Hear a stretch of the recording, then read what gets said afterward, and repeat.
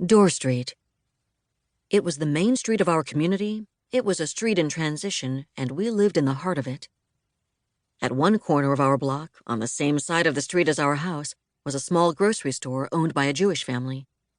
At the other end of the block was a much larger grocery store known as Roman's, owned by Polish immigrants. At that end of the block, there was also a cafe, a pool hall, and a drugstore. On the other side of the street, on the corner, was a bar, and next to it, an apartment hotel. A quiet residential street divided that side of the block. That was Wheeler Street.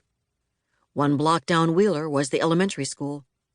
On one corner of Wheeler and Dorr was a fish market, and on the other corner, a beauty shop, and a little farther down was a shoe repair shop. On the next block going west were clothing stores, a shoe store, a cleaner's, and a barber shop. On the block to the east were a gas station, a furniture store, a cafeteria, and best of all, the neighborhood movie theater. At the end of that block and right around the corner, 2 blocks down, was the church we attended. Initially, there was a trolley line on the street, but it had been replaced by buses to take a body to downtown Toledo. There did not seem to be all that much need to go downtown. Just about everything anyone needed was right there on Door Street. It was a busy street, a main corridor in the city, and there was always something to do, with people walking up and down the street all through the day and early evening. There were hardly any trees on the block. Sandwiched among all the businesses was a stretch of residential houses, including a large house known as the Colored Working Girls' Home, where single young women working in the city boarded under a strict Christian discipline and were watched over by several elderly matrons. It was one house removed from our house, which was in the exact middle of the block, directly across from Wheeler Street. 541 Door Street. Ours was a house of note mainly because of its location, and maybe also because it was freshly painted white and stayed that way.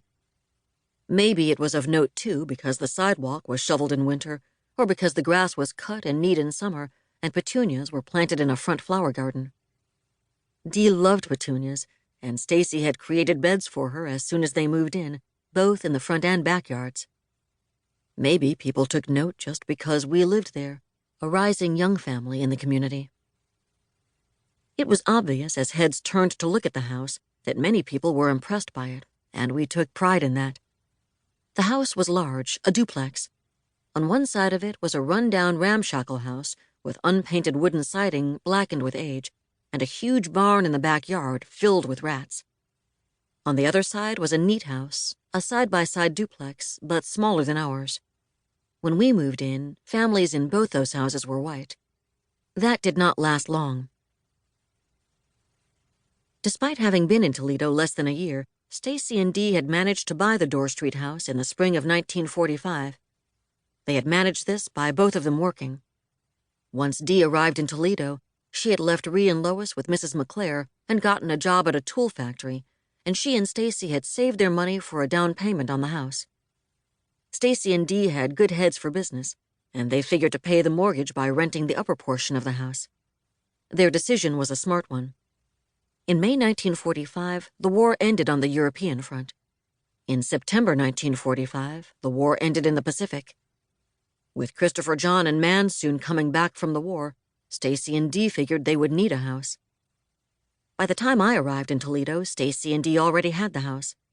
They and the girls and I stayed on the first floor, where there were 2 bedrooms, a bathroom, kitchen, dining room, living room, sun parlor, and what we termed the front or Sunday room, where we sat on Sundays with all the folks who came to visit.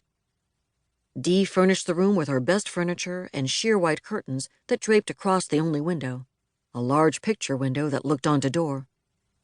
The house was the finest in which we had lived and had more space than any of us had ever experienced. Even though I shared a bedroom with the babies, I felt the enormous size of the house and shared Stacy and Dee's pride in owning it. We learned that the house had not always been a duplex, but once had been a one-family house. The room that was now Stacy and Dee's bedroom was evidence of that. Once most likely another common room for the residing family, the bedroom was adjacent to the dining room and had 2 sets of stairs. One set of stairs, closed off by a door, led to the basement. Inside the bedroom closet, another set of wide stairs with a heavy carved banister led to the second floor. At the top of the stairs, to the right of the hallway, was a large bathroom, Then the hall turned, and along the rest of it were 4 rooms, presumably once all bedrooms, one of which had been converted into a kitchen. A door near the end of the hall opened into the upstairs sun parlor, a room with windows lining the exterior walls and stairs going to the downstairs sun parlor and the front door. In addition to the front door, there were doors opening from the downstairs sun parlor into the living room and the Sunday room. Both the lower and upper sun parlors, as well as the downstairs bathroom, had been added to the house years before.